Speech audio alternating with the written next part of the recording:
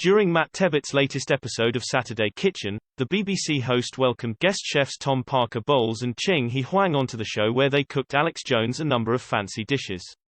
However, during one segment, the TV chef asked Alex whether she has had any awkward encounters with guests on the One Show.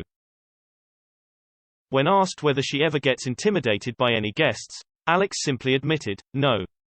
People I think they assume. And it might be the same on this program, people assume, oh my God, these big Hollywood stars. Well, it can be tricky, can't it?" As Matt laughed, Alex continued, "I never name names, but Jared Leto, for example.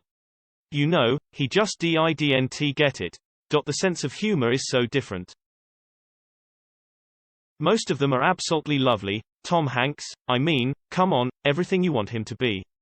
And then sometimes there are lovely people like Nicole Kidman and they come on and I literally wasn't asking any questions."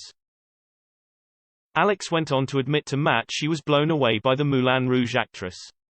The presenter later said her favorite type of guest are British staples.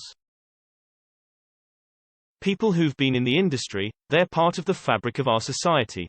The same sense of humor, Alex said.